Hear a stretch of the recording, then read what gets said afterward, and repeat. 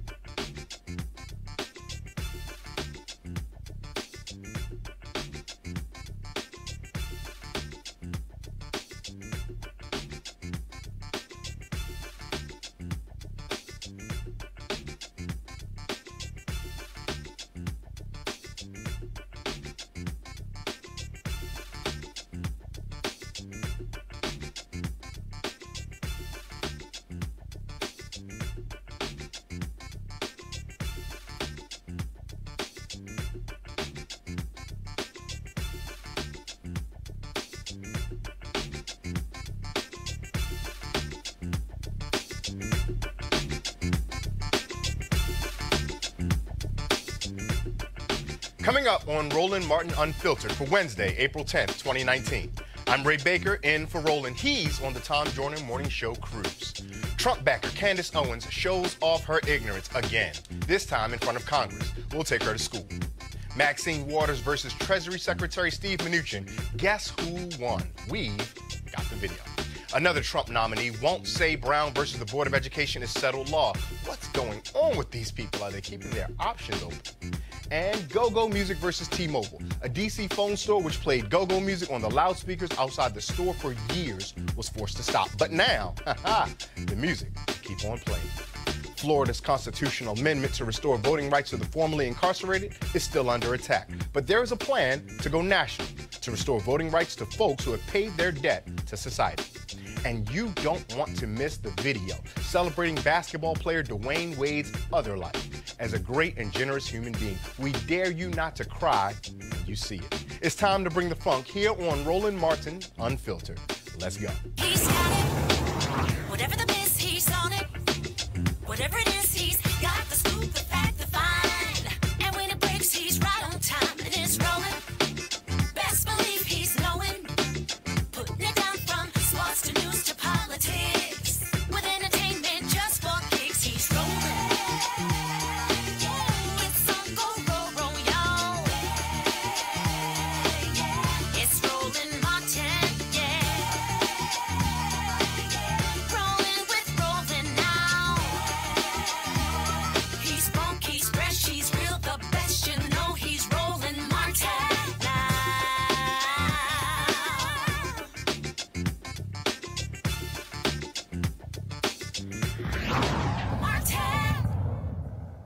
I'm Ray Baker in for Roland. He's on the Tom Joyner Morning Show cruise. Yesterday's hearing on hate crimes and the rise of white nationalism before the full House Judiciary Committee continues to make waves. Unfortunately, it involves cleaning up the ignorance of Candace Owens. Owens is with the Trump PAC Turning Point USA. First question, of course, is why is she even called to testify at all? Why was she on the same panel as people as distinguished and informed as Kristen Clark, the CEO of the Lawyers Committee for Civil Rights Under Law, and Eva Patterson, president of the Equal Justice Society, both distinguished attorneys with decades of social justice work?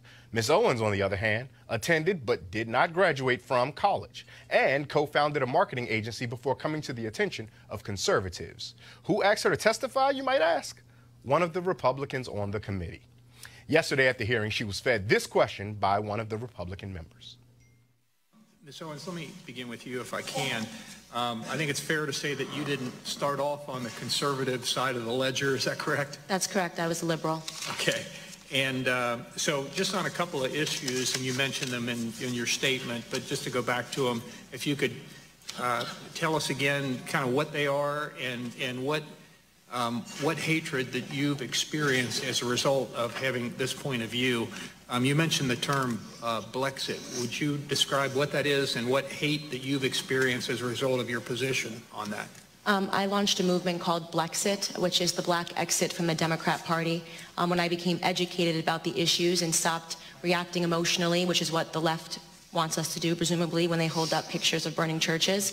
I began to examine the facts and look at some of the narratives they were spinning. For example, in 2016, it was police brutality, and I realized that they are dissuading us against our own best interests. And I wanted to have a more productive dialogue with the black community about the issues that are actually affecting us and impacting us. When I announced that I was a conservative, I've never seen anything more racist, more disgusting, more vitriolic, more hate that's come my way in my entire life than the things that Democrats and the media say about me today.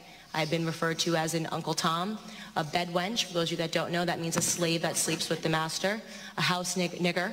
And these are all words that have been said over and over again about black conservatives when they have the audacity to think for themselves and become educated about our history and the myth of things like the Southern switch and the Southern strategy, which never happened. The myth of things. What caught most people's attention was her statement that the Southern switch or the Southern strategy never occurred. Spoiler alert, she's wrong. It did. Basically, the idea behind the Republican Southern strategy was that after a Democratic president, Lyndon Johnson, got the Civil Rights Act and the Voting Rights Act passed in 1964 and 65 respectively, that Southern whites would abandon the Democratic Party if, that is, Republicans could figure out a way to appeal to the white voters' racism. Legendary Republican operative Lee Atwater, he of the Willie Horton ad fame, laid out in this 1981 interview how Republicans use coded language to appeal to the racism of white Southern voters, something they're still doing today. You start out in 1954 by saying nigger, nigger, nigger. By 1968, you can't say nigger. That hurts you, backfires. So you say stuff like forced busing, states' rights, and all that stuff. And you're getting so abstract now, you're talking about cutting taxes and all of these things you're talking about are totally economic things, and the byproduct of them is blacks get hurt worse than white. We want to cut taxes, we want to cut this, and we want is much more abstract than even the busing thing, and a hell of a lot more abstract than nigger nigger.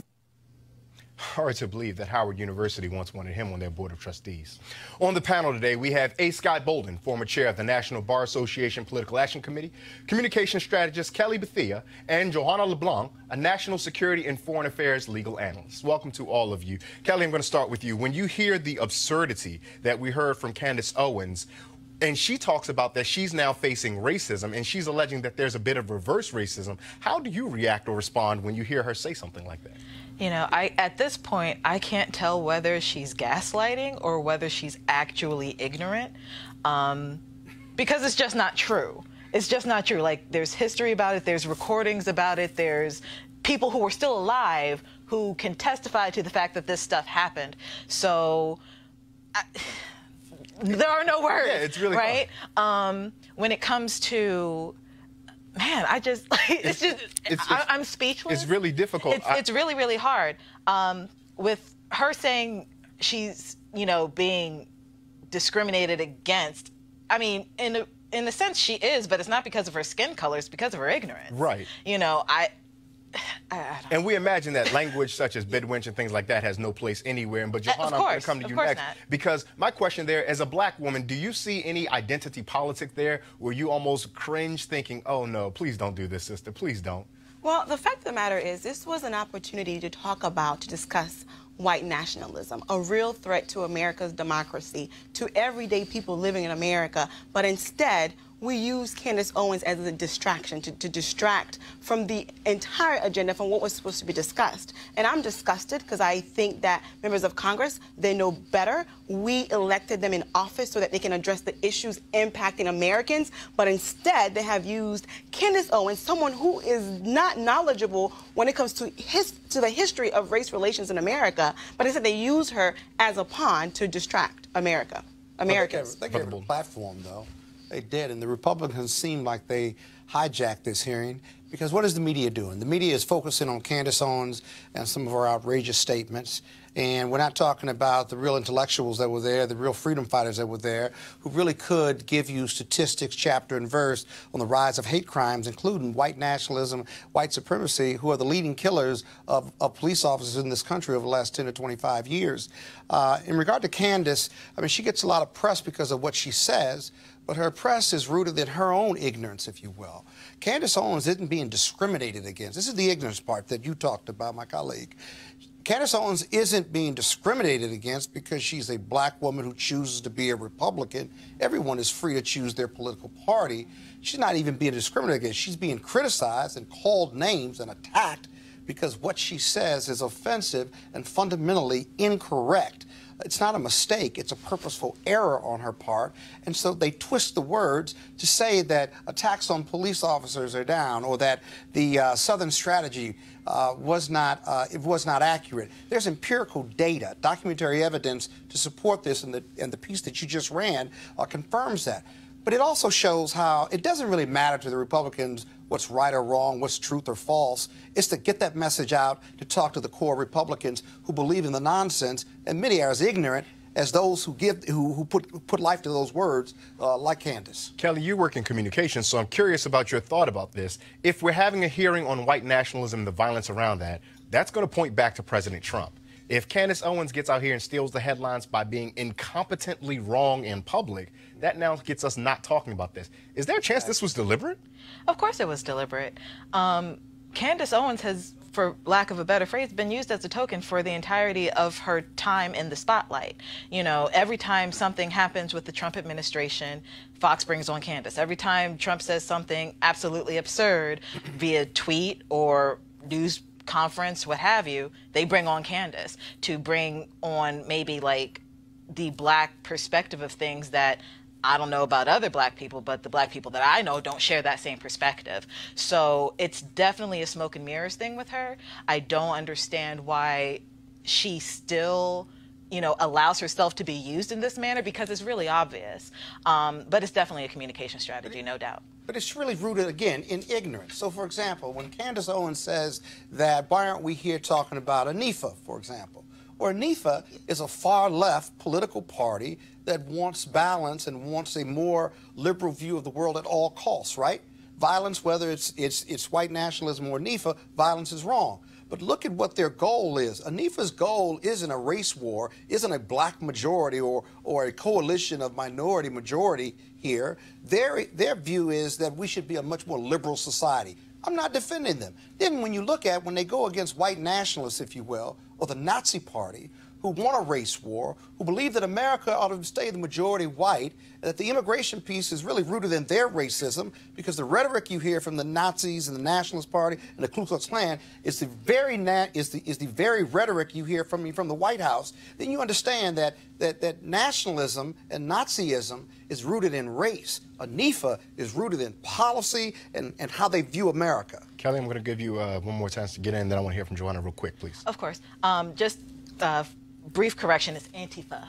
Antifa? Antifa. They spelled it wrong. Antifa. The Anti-Fascist organization. Antifa. Antifa. Joanna, excuse me, I want to let you get the last word on this. Yeah, so the whole notion that Candace Young is indicating that black people are persecuting her because of her political views, that is not true. Black people, we have folks with different views who are Republicans, who are Democrats, who are liberals, who are whatever. The issue is her ignorance and her comments, which have no facts to support them, and it's impeding progress, because as we see, the media has been using her to promote their agenda, and they're doing a good job. The fact that we've been talking about her, they're doing a good job. At the best, she's wildly uninformed, and that's the nicest thing we can say about her. And that is dangerous. And at the worst, she's manipulative and being willing to be used to subvert the intentions and the best practices of the United States. Someone who is uninformed has access to the media is dangerous for America. It's actually a threat. And won't debate Roland Martin. Well, she's been invited many times. There are a number of people who won't debate Roland, probably because how bad it would look when they sit up here with him. One of those such people is Treasury Secretary Steve Mnuchin. Now, Secretary Mnuchin was testifying in front of Congresswoman Maxine Waters' Financial Services Committee yesterday. And apparently, he had someplace to go that was more important than being in front of a congressional hearing. Haven't these folks learned that you don't mess with who we call Auntie Maxine? Mr. Secretary, I want you to know that no other secretary has ever told us the day before that they were going to limit their time in the way that you're doing. So if you want to use them as examples, you have acted differently than they have acted, and as I have said, if you wish to leave, you may. If you'd wish to keep me here so that I don't have my important meeting and continue to grill me, then we can do that. I will cancel my meeting and I will not be back here. I will be very clear if that's the way you'd like to have this relationship. Thank you. The gentleman, the secretary, has agreed to stay to hear all of the rest of the members. Okay, Please so cancel your meeting and respect our canceling- time. I am Who is next on the canceling my list? foreign meeting. You're instructing me to stay here and I should cancel. No, my you foreign just meeting. made me an offer. No, I didn't make you an You offer. made me an offer that I accepted. I did not make Well- you an offer. Just let's be clear. Well, You're you- instructing me. You are ordering me to stay here. No, I'm not either- ordering you. I'm responding. Okay. I said you may leave anytime you want. And you said, okay, if that's what you want to do, I'll cancel my appointment and I'll stay here. So I'm responding to your request. If that's what you want to do. That's not what I want to do. I told you. What would you out of- like to do? What I've told you is I thought it was respectful that you'd let me leave at 5:15. You are which free is the to leave current anytime you period of want. time. You may Okay, go well then, anytime please- you want. Please dismiss everybody. I believe you're supposed to take the gravel and bang it. That's the Please do not appropriate- instruct me as to how I'm to conduct this committee. Please, gentle lady, the time belongs to the chair. There's so many places to start there. That is so gloriously terrible. Gloriously terrible is the best way I can describe that. Johanna, please lead us in where you're going with this, because it seems like a petulant back and forth of wordsmanship between the secretary and the chairwoman about, no, I didn't say you could leave. Yes, I said you could leave. You told me I had to stay. What was your reading of that? The fact of the matter is, my position on this is, I think this back and forth happened because of sexism in America. Let's just be real. I think that if Auntie Maxine Waters were a man, I think the dialogue would have been much different. And sexism, it's a real issue in America. When you are a woman, you have to fight 10 times harder. You have to work harder than your male counterparts just so you can get the attention that you deserve so that people can listen to you. And I can guarantee you, if Auntie Maxine Waters were a man, this would have never happened. Kelly, I want to come to you because that introduces an interesting piece, because there's also the confluence of gender and race. And that was and one of the things I'm curious about, because I'm not saying that Johanna is incorrect there, but I don't seem to think people from the Trump administration hold a great deal of respect for black people either. At all. So what happens when we have that confluence, Kelly? You get something like this on national television and C-SPAN and the like. To Joanna's point, she's black and she's a woman. And we've seen Trump administration officials in front of hearings before, and in which black men are responding and, having that call and response, and they're not respecting him either. So I think it's just a blanket racism that nobody really wants to talk about, but is obviously there. And as usual, Auntie Maxine held her own, and I can't fault her for what she said. She went from reclaiming my time to recover my time, and, what are you going to say? I wouldn't be so quick I'm so sorry. I wouldn't be so quick to call it racism, in my opinion, right? Okay. Because I think for me to call it racism, I'll need a bit more information. But what I can tell you is it was complete disrespectful, and I think her gender played a role. But I wouldn't be so quick. Do you think her race played a role? In this case, I don't know. I can't make that conclusion. I'm sorry, Scott. I want to get to you real quick, but with that comment that invited some questions that follow up. What information do you have that makes the gender obvious, that you think that caused a reason for the disrespect, but not so much the race? Because for us to say that it was racism, we have to know more about him. Like I said, he intentionally reacted to her because of the color of her skin. And I don't have enough information about the secretary, but what I can tell you is that his interaction with Congresswoman Maxine Waters was indeed disrespectful, and I think gender played a role, but I would not be so quick to say race played a role. It's interesting. It's easy to call it the race issue, and I think it does have to do with race and sex. Mm-hmm. But the reality is it also has to do with how the Trump administration views the Democrats. They take on his personality. And so not only Mnuchin, who, when you unpack it, was very disrespectful. He wanted to tell her how to run the hearing with the gavel. He made fun of it, and then they had the tay-to-tay. But this was, you could see his white privilege. He had a very important meeting. More important than being here with a committee that has oversight over his funding and budget. He didn't think so much of her or her hearing as a Democrat, at least, than he did for his hearing meeting with a foreign dignitary. That's the first thing.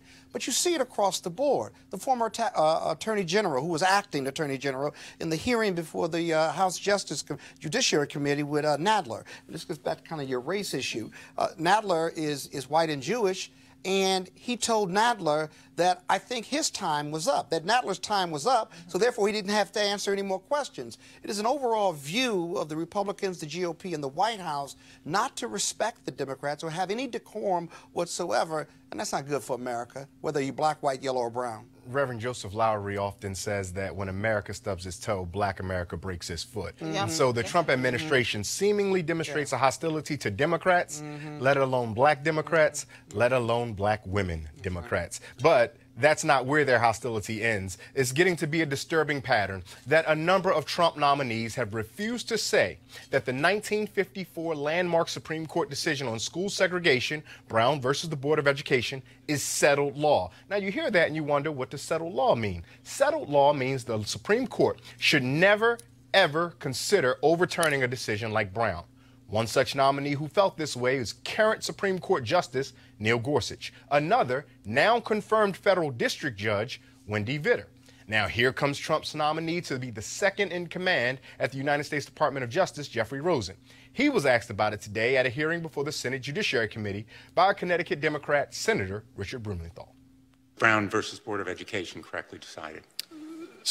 Senator, I don't think that it would be a productive exercise for me to go through the most thousands of Supreme Court opinions and say which ones are right and which ones are wrong. These are pretty simple questions. They're answerable by yes or no. Most lawyers, I suspect, would agree, based on knowledge of the law, that these two cases, pillars of our jurisprudence, were correctly decided by the United States Supreme Court. I have views about lots of Supreme Court cases, but I'm not being nominated for this position to be the Solicitor General nor a judge. And I think in this context, the point I'm trying to make is that whatever the law is, whether it's the decision I would favor or disfavor, I see it as the role of the Department of Justice to uphold the law such as it is, unless Congress or the courts change it. Well, just for the record, so we all understand, you're not nominated to be Solicitor General, but he or she reports to you, correct? So you are in charge of the arguments that are made to the Supreme Court. You would be in a position to suggest that the Solicitor General argue that Roe v. Wade should be overruled. That's why I'm asking you this question. Same with Brown versus Board of Education. And, we're entitled to know your personal views. Scott, I'm going to start with you. You're a lawyer. You have all the legal experience of any of us on the podium here. One, should someone should someone disclose their personal views on long-held statutes such as Roe v. Wade and Brown v. Board? That's the first question. And the second part of it is, if their opinion goes against what is the Supreme Court precedent that we now think to be just decent humanity, what does that mean about them holding office? I can tell you that every lawyer who's ever litigated or done appellate arguments has an opinion on the ultimate decision. Yes, Roe v. Wade was decided correctly. Yes, Brown versus Board of Education was decided correctly. Could have struck down segregation in our education system, and we knew that separate but equal in the education system simply wasn't functioning and wasn't right. And so both of those were decided correctly. Lawyers disagree with decisions all the time. The reason Rosen's avoidance of that is so important is because as the #2 in justice, you run the DOJ, Department of Justice, on a day-to-day basis. And if you do that, you do decide what positions DOJ takes. So, for example, if there's a case that's going to challenge Roe v. Wade, DOJ has to decide whether it is going to defend settled law that has been in place for quite some time, and by majority judicial and legal standards, people accept it as the right decision. Then if DOJ is going to take an opposite position and ask for the Supreme Court to overturn it or Brown versus Board of Education, the number 2, as well as the Attorney General, have a lot of say-so in that policy decision as well as that legal decision. And so many of the appointees in the federal circuit and federal court have been avoiding this. But the reality is a better answer for them, even if they're conservative, even if they want it all overturned, is that the parts of these decisions that could be challenged are X, Y, and Z, and it's up for debate. I may not agree with them, but here's the thing. It is settled law, and I will defend it. I don't agree with punishment, cruel and unusual punishment, where people, the death penalty, for example. But if I'm a prosecutor and that's the law, I'm going to defend it to the height. And we have many federal and state prosecutors who've taken that position after being elected to be prosecutors or leaders in the criminal justice field. Kelly, what's the communication strategy here in being evasive? If you're against it, you're trying to tell your base, hey, we're looking to overturn it, wink, wink, nod, nod. But if you're supportive of it, you don't want to throw off your base and get them turned off before a presumed presidential election. Why not just be honest with the American public and his base at that point? I mean, well, that's not anybody in the Trump administration's MO, honesty. So I'm not expecting that at all. The bar has been set so low for this administration. You know, the bar has been set so low. I really don't expect much from this administration. But I do want to note, to Scott's point, how when it comes to decision making, specifically with the DOJ, how definitive their answers typically are. But something that I wanted to point out that Rosen did say, he said, quote, whatever the law is, whether it's a decision I would favor or disfavor, I see it as the role of DOJ to uphold the law such as it is unless Congress or the courts change it. So he kind of removed any power that the DOJ could have in that statement. I'm not saying he's going to uphold it. I'm not saying that he's not going to lie, because he might. But for it to be under oath, for him to say this at a hearing, he basically said that he's not going to touch this because Congress or the courts aren't going to touch it. And in fact, Scott, before I let you get in, I want to hear from Joanna for 1 second, because I want to get to her because you haven't heard from her yet. Your thoughts on this? My thought on this is, so it's been over 60 years since Brown versus Board of Education, the ruling of it, right, of this particular court case, which is instrumental, one of our landmark cases in America's jurisprudence. My concern is 60 years after, right, we are dealing with some dire situations when it comes to the education of black and brown babies in America. Our schools are still highly segregated. That's just the reality of it. And our schools for black and brown babies are still underfunded. And there are a lot of issues that would require the assistance of the Justice Department to take on. So if you have someone as Mr. Rosen, who refuses to take a position, it's kind of questionable. When something does happen, how is the Justice Department going to deal with it? And I'm highly concerned, because the education of our black and brown babies is a huge concern of mine. It should be a concern of all Americans. I think so, but let me show your viewers, all of us, why this makes a difference and why this is a big deal. In Texas 3 months ago, the state of Texas challenged Obamacare, or the American Health Care Act, right? And so the judge went further in his opinion and said none of the American Health Care Act could be enforceable, which was far beyond what DOJ, the government, had argued in their brief papers and in their oral argument. They had argued that parts of it were unconstitutional, but that the other part, like pre-existing conditions, should stay in play. Now, when the judge's decision came forth, DOJ was ecstatic, because now they had an opening in the federal district court judge that was going to strike it down completely. A month or two later, a couple weeks ago, they then, in further briefings on the case, they argued that they supported now the complete evisceration of Obamacare, simply because this federal judge, who was a Trump appointee, and so from a policy standpoint, legal position standpoint, DOJ changed their position simply because of this judge's decision, a preliminary decision. Now, having said that, number 2, number 1, and the senior people at DOJ made that strategic decision.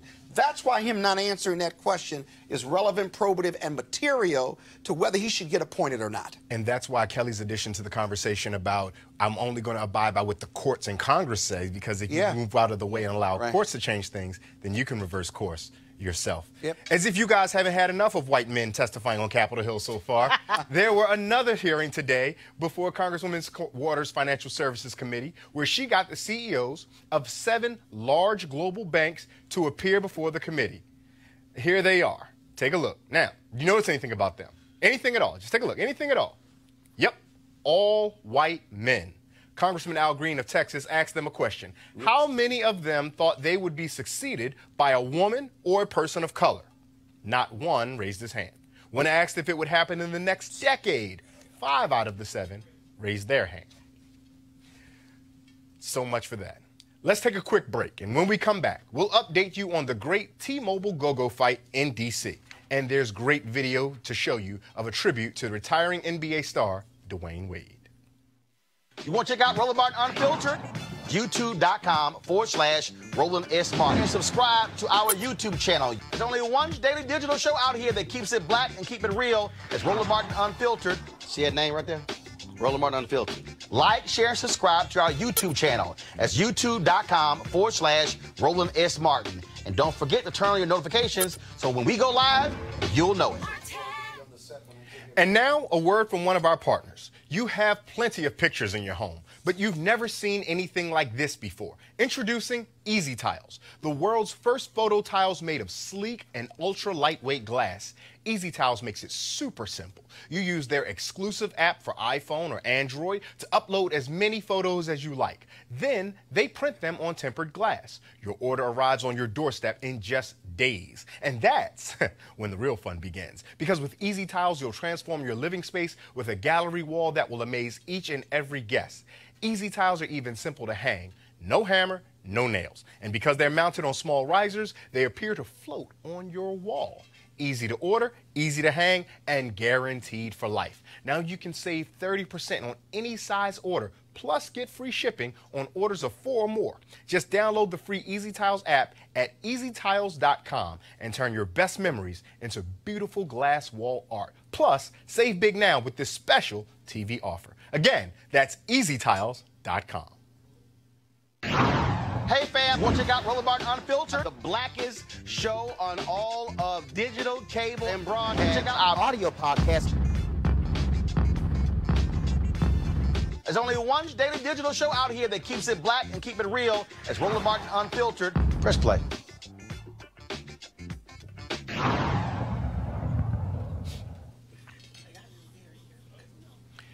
Nipsey Hussle's mother, Angelique, shared some words of encouragement as she reflects on her son and his unfortunate demise. I have perfect peace and I have strength, and I want to lift you up. Please do not stay down. Do not stay stuck. Many of them are stuck. Do not mourn, because Nipsey is great. He is the great. He is the great. And now he is even greater. Yes, he is. Because he has no bounds and no limits. His energy is everywhere. He can touch. He's there with you now, and he's here with me now. That's true. That's and true. please be encouraged. Please be encouraged. He was beautiful. He did not look scary. He did not look like he was shot. None of that. None of the trauma, the way that he left this earth, none of that showed on his face. He looked like a radiant, clean, beautiful light being. Light being. Yes. Yes. Yes. Yes. Tickets to a memorial service tomorrow for Hussle at the 21,000-seat Staples Center in Los Angeles sold out within 40 minutes. Rest in peace, Nipsey Hussle. And we have an update for you on the Metro PCS store located in D.C. that has been asked to stop playing go-go music. For days, the community has been protesting the decision by playing go-go music in front of the store, and more recently, go-go bands have performed outside of the store. Here's a video of one band chanting, "Don't mute D.C."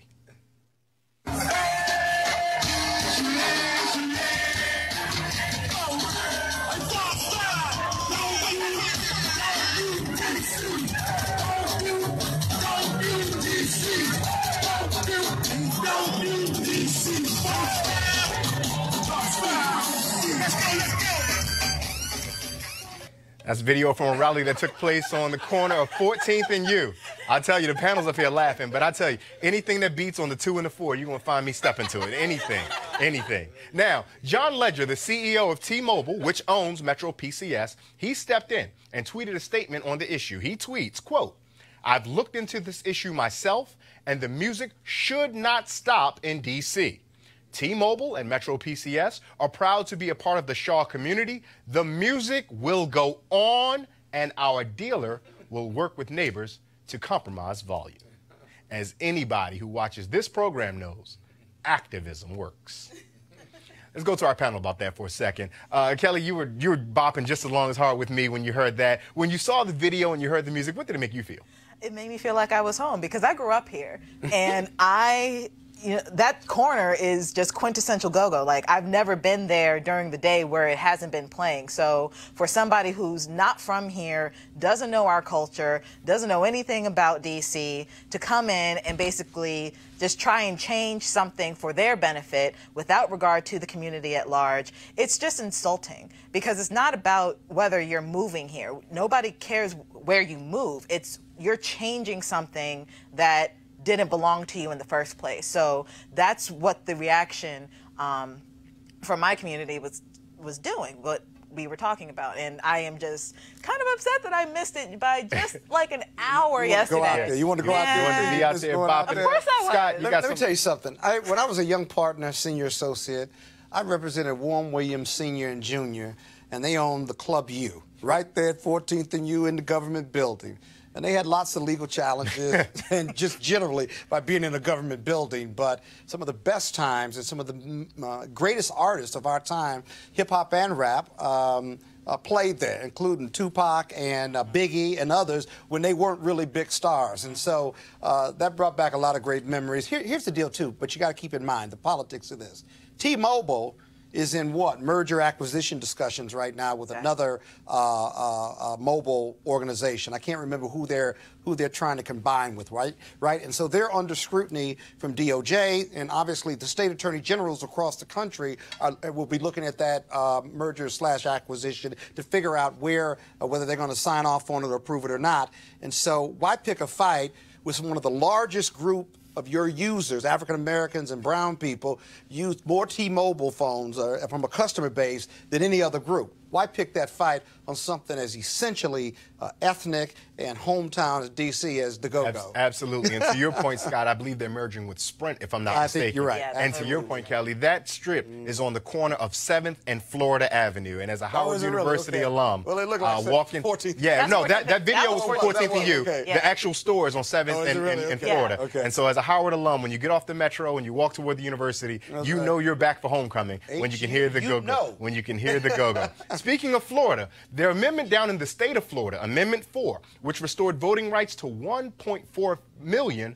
formerly incarcerated felons, is still under attack by Republican legislators there. Even though the amendment to the Florida Constitution was specifically written to keep the legislature out of implementation, the measure there passed with 64.5% of the vote. Now, for some good news. The Florida Senate committee working on implementation is not demanding that all fines and court costs be paid before voting rights are restored. However, their Florida House committee there that is working on it is demanding that payment. Those payments could total billions of dollars, and so some progress here, but the fight is not over in Florida. On the federal level, Senator Ben Cardin of Maryland introduced the Democracy Restoration Act of 2019 this week.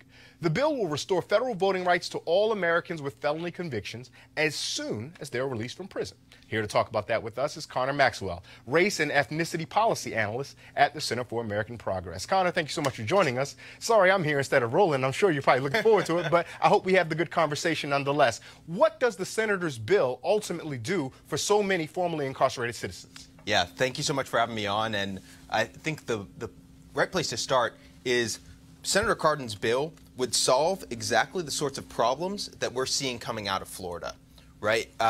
Beginning with carve-outs.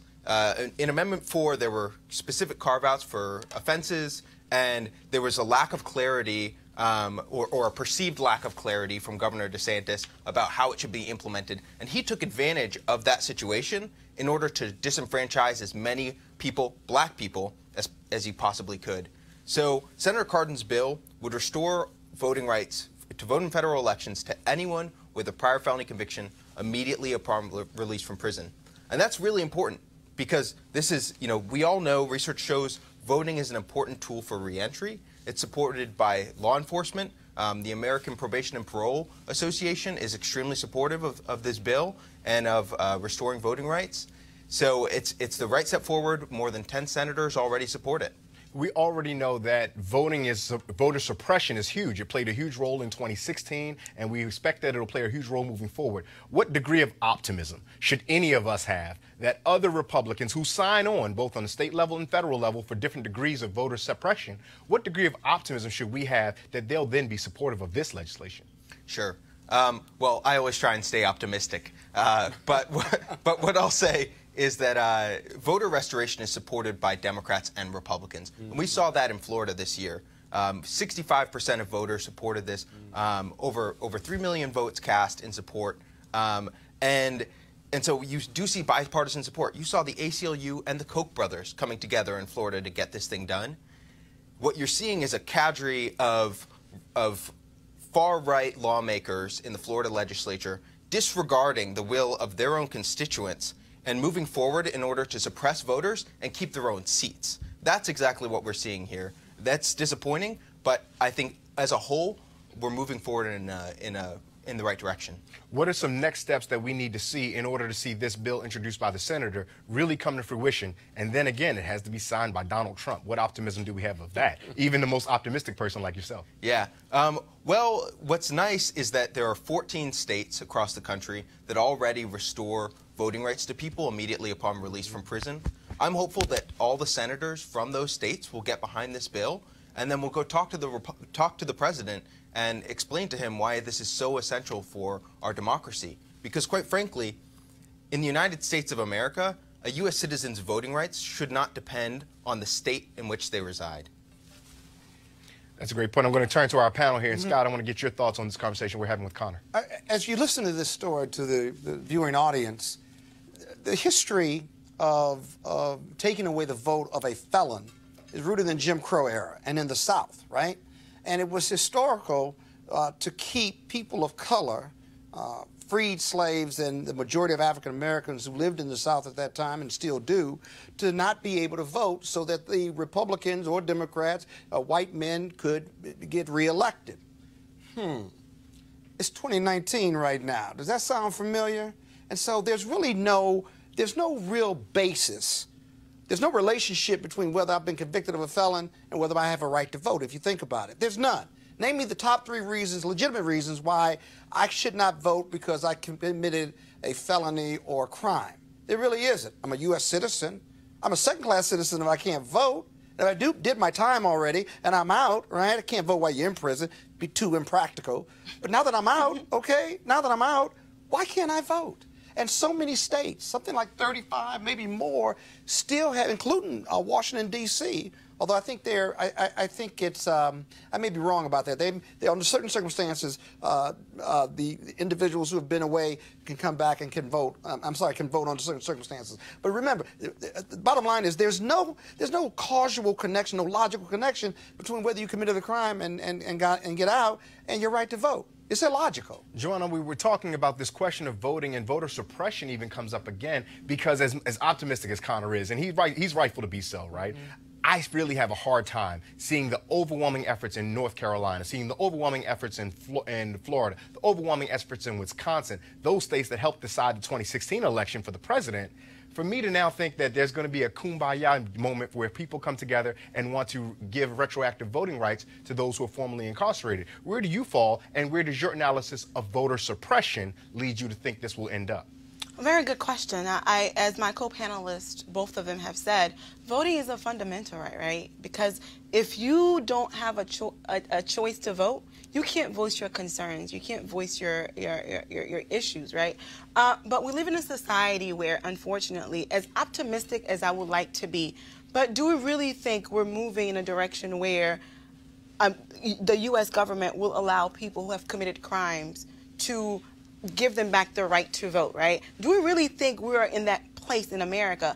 I would like to say some states we are in that place, but as a country as a whole, I don't think we are, because the reality, the fact of the matter is, if every person in America were to vote, we would never have a Republican in office, right? So vote suppression, we would never have a Republican in office. That's just the reality of it. I'm not so sure about that. You would disagree? Well, and if again, and I'm going to pause for a second and come to Kelly for a second. And the reason why I would say that is because we just talked earlier about the Southern strategy. And there are a number of folks who see that anything that government does benefits black people, and now that conversation has expanded to people of color and immigrants of the sort. And so there are a number of people who are willing to cut off their own metaphorical nose to spite their face. And I know that's probably something you want to respond to, but I want to get to Kelly. I promise I'll come back to you. Kelly, we're talking about this question of voter suppression, and we're beating up on poor Connor by lambasting the idea of being optimistic. Right. But what's your read on it? Are you hopeful that something good can come of this? I mean, naturally, I'm an optimistic person. Realistically, I understand that we are in a Trump administration presidency. So 2021. Maybe, hey. 2021. January 2021. I'm keeping hope alive. However, you know, and I had a conversation with some colleagues about this earlier, you know, whether Trump is going to win in 2020 is up for debate as well. So, you know, my thoughts on that later. But regarding specifically voting rights for, you know, former felons, I think it has to tie in with the prison reform as a whole, right? Because you have to think about, you know, we're trying to rehabilitate that as well. So this is a component of that because, like my co-panelists were saying, they're second-class citizens until they get their right to vote back. And honestly, we don't know whether they're going to vote Democrat if they get their rights back anyway. Right. There's no presumption of that. Give me 1 second, Scott, before we go there. Connor, I want to come back to you. Yeah. Let's get inside the weeds of this for just 1 second. Although Senator Cardin has introduced this legislation, and you talked about the various states that already have something on the books that are akin to it, where are the committees that this is going to have to go through? Who are the senators on that committee that folks need to be paying attention to? Sure. So this bill will go through the Senate Judiciary Committee, which is led by Senator Lindsey Graham. Lindsey Graham has sort of gone off the rails. Well, there it is. And there goes our optimism. In the past, he has supported some reforms, and you know, hopefully we can get a hearing on this and we can talk through these issues. Because as some of your panelists have said, disenfranchising people for crimes they committed in the past, there's no basis for that. There's no reason for that. There's no public safety reason for that. And these people are eligible to pay federal taxes. They should be eligible to vote in federal elections. So your panelists are absolutely right. The odds are steep, and perhaps this won't be accomplished this Congress or even the next Congress. But I think in general, we're moving in the right direction on this issue of voter restoration. There's a group in the House called the Justice Dems. Is there anyone out of that organization, that group of congresspersons that are carrying the water on this particular legislation on the House side? So that's a fascinating question, and some of your viewers might be interested to know this. While this bill does exist as a standalone, and it's held by, it's been introduced by Chairman Gerald Nadler, who's the chairman of the House Judiciary Committee. This provision actually already passed the House of Representatives. It was folded into H.R. 1, the For the People Act, and so it already passed. Every single Democratic member voted for this policy and is supportive of it. And so we're hoping that our counterparts in the Senate will be able to get this done. Scott, you had to chime in. Real quick. So here's a reason. Here are two reasons to be optimistic. You're right. It may not be this Congress. It may be the next Congress. The Senate in 2020, several seats are up, and many pollsters and political analysts believe that the Dems have a real shot at taking over the Senate and holding the House. That's one thing. Second of all, depending on the demographics, depending on the reports that you see and the Pew Trust analysis and foundation reports, people of color are going to be the majority of this country, whether it's 10 years or 20 years from now. I got to believe that those people who have suffered because of this litmus test, if you will, for voting are going to come out in strong support of it and look for the demographics and look for the change in the Senate and the House to become more diverse. And when you get that diversity, short-term, long-term, then this issue bubbles to the top and has a tremendous chance of passing. It's the right thing to do. I'll remind Roland in some years after now that Johanna and Scott both gave the James Carville prediction that 50 years in the wilderness for Republicans, because Democrats will be the ones that'll be moving on. I dream about it. I'm sorry. Connor, we thank you so much. Is there anything real quick before you get out of here? Anything folks can do to help push this along? Any kind of contact to their legislatures that you would advocate for? So what I'll say is educate as many people as you know about this issue. A lot of folks don't realize that that their neighbors, their cousins, aren't allowed to vote because of something that they were convicted of in the past. And so public education is the most important part of this. Obviously, you know, democracy is key here. Voting, contacting your lawmakers, and making it clear that voting is a fundamental right in this country, and they need to stand up for it. Absolutely. Connor, thank you so much for your time and attention on this. We'll be sure to pay attention, and I'm sure that when Roland comes back, he'll be all over this. Let's take a quick break, and we'll come back with more of great Dwyane Wade video.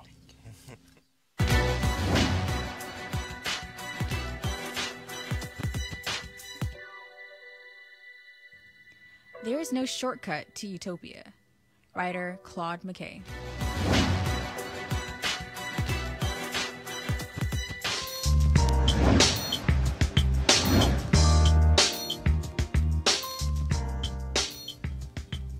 For today's HBCU Giving Day, the school is Dillard University. Dillard University is located in New Orleans, Louisiana, and was founded in 1869. Notable alumni from that great institution include Andrew Young, Garrett Morris, Ruth Simmons, Carl E. Stewart, and many, many more. To donate to Dillard and keep one of our bedrock HBCU institutions alive and thriving, please visit www.dillard.edu. Again, that's www.dillard.edu. Calling all HBCU alumni. That's me, Scott. I know you're one as well. Yeah, all the HBCU alumni in the house. Yeah, we're deep in here today.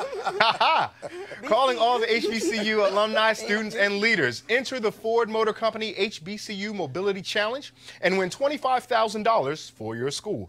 Building on their long-term support of HBCUs, Ford is looking to improve mobility in HBCU communities through innovative solutions. The winning program will receive a grant of up to $25,000 to implement their proposal. The deadline to apply has been extended to April 15th, 2019, tax day. Get the Ford application in and your taxes at the same time. Go to fgb.life. Again, F as in Frank, G as in girl, B as in boy, .life for more info. And to apply, Ford goes further in our community. Monday night was the Miami Heat Dwyane Wade's last home game. In typical D. Wade form, he scored 30 points off the bench. Now he's retiring after this season, and the send-offs around the league have been many and heartfelt. But this one video from Budweiser focuses on the man off the court and has drawn millions of views and even more tears. Take a look.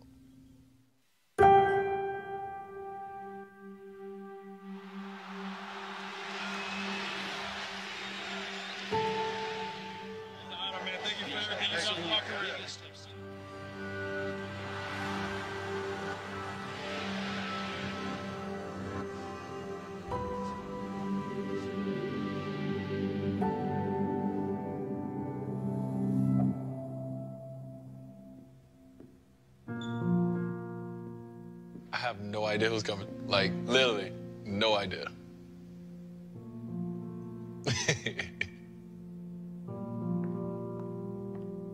Hello. Hi, Dwyane. Hello. Hello. How you doing, brother? Pretty good, and yourself?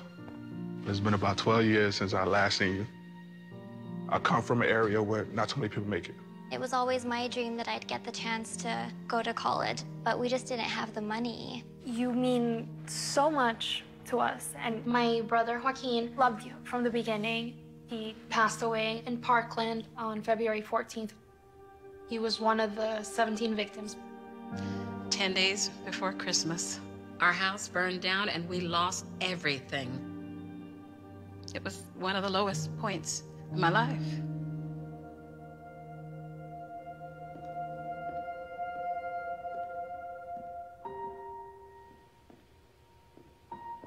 Hey, Dwyane. How you doing, Mom? You were the joy of my life, but I was dropping the ball. That day that I just couldn't do it no more was the day that I was going to have to turn myself in. And I seen the tears just fall from your eyes. Your mama went down a road, Dwyane, that I didn't ever think I'd come back from. But on that road, I noticed you kept showing up. And you'll come and see about me. And Dwyane, because you believe in me. When I got out of prison, I was a different woman. We received a phone call. Would you mind if Dwyane Wade take you and the family on a shopping spree? It just meant the world to me that you were there for us at this time. Thank you. You became our hero. A lot of the words that you said hit a spark and kind of changed where I was going. Without you and your full tuition scholarship, none of this would have been possible. You're not Wade, the basketball player, the legend. You're the human being that took the time and on his own wrote my brother's name on his shoe, and you cared. When you bought your mama that church, you don't even understand the lives that you changed. So I don't have a jersey, but I brought you this. I don't have a jersey to trade with you, but I definitely have this. The blazer that I wore to my first job interview. My cap and gown from graduation. This is important because Joaquin wore this in his last championship. My family wanted you to have it. Please don't forget my brother, Joaquin. Having you as a role model has made all the difference. One of the special robes that you gave me, purple symbolized royalty, and you are royal in everybody's life that you've touched. You completely changed the course of my life. I know my brother is with you always. It wouldn't have been possible to be here if it wasn't for you. I am more proud of the man you have become than the basketball player. You are bigger than basketball.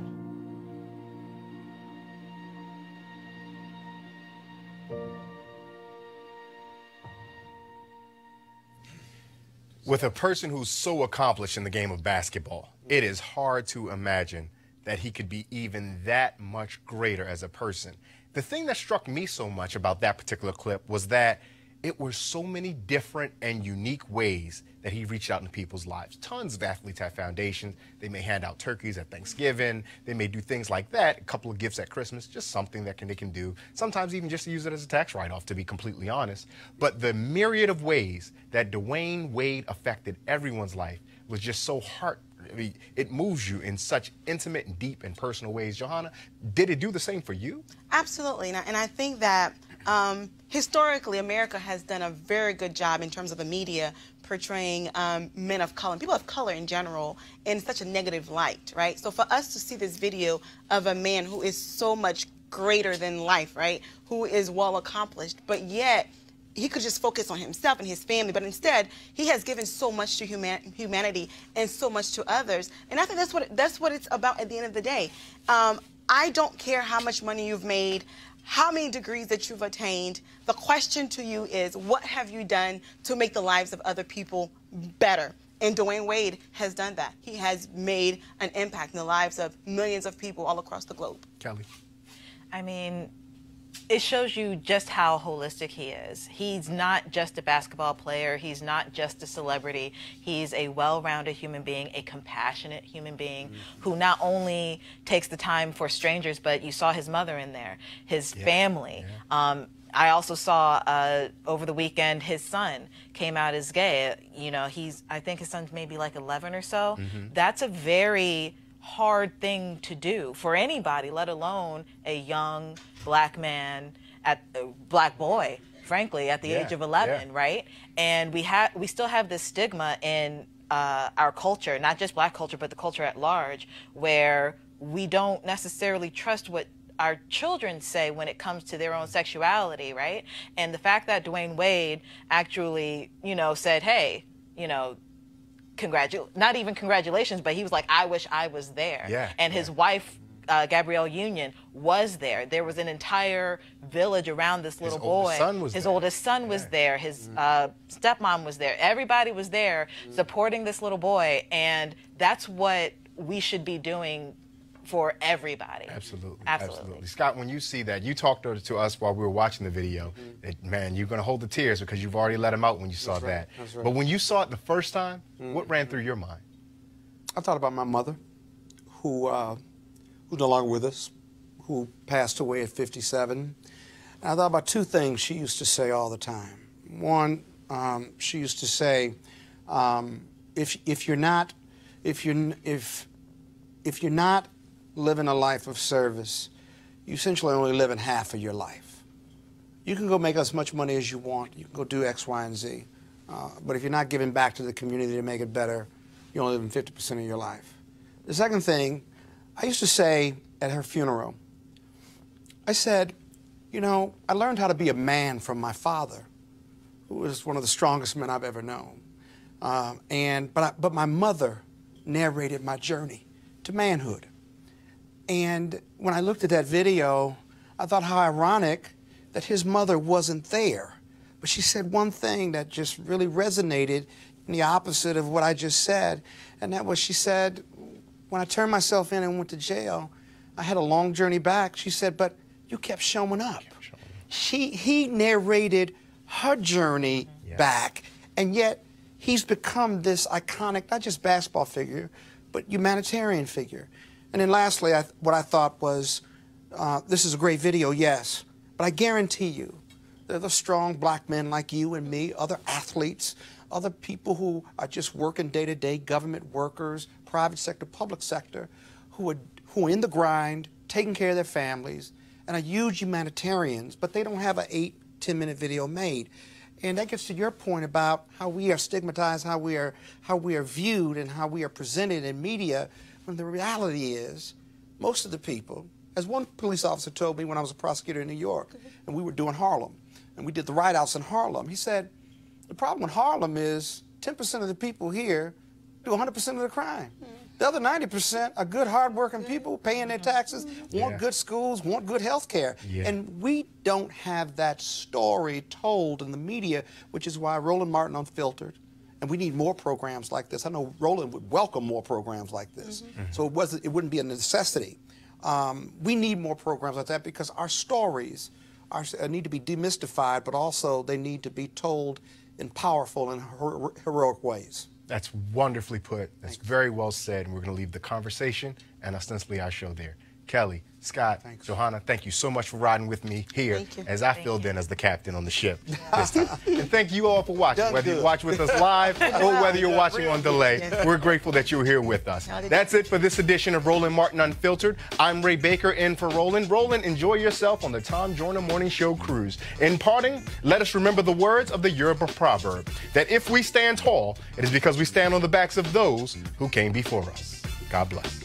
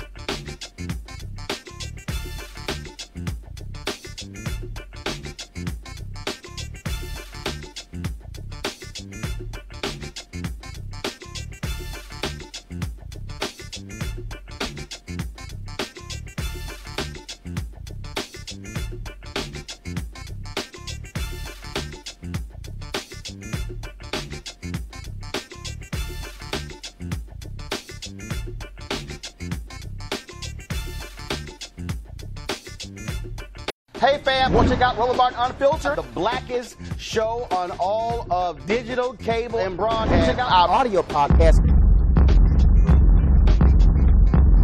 There's only one daily digital show out here that keeps it black and keep it real. It's Roland Martin Unfiltered. Press play. You want to check out Roland Martin Unfiltered? YouTube.com/Roland S. Martin. And subscribe to our YouTube channel. There's only one daily digital show out here that keeps it black and keep it real. It's Roland Martin Unfiltered. See that name right there? Roland Martin Unfiltered. Like, share, and subscribe to our YouTube channel. That's YouTube.com/Roland S. Martin. And don't forget to turn on your notifications so when we go live, you'll know it. You want to support Roland Martin Unfiltered? Be sure to join our Bring the Funk fan club. Every dollar that you give to us supports our daily digital show. There's only one daily digital show out here that keeps it black and keep it real. It's Roland Martin Unfiltered. Support the Roland Martin Unfiltered daily digital show by going to RolandMartinUnfiltered.com. Our goal is to get 20,000 of our fans contributing $50 each for the whole year. You can make this possible. RolandMartinUnfiltered.com.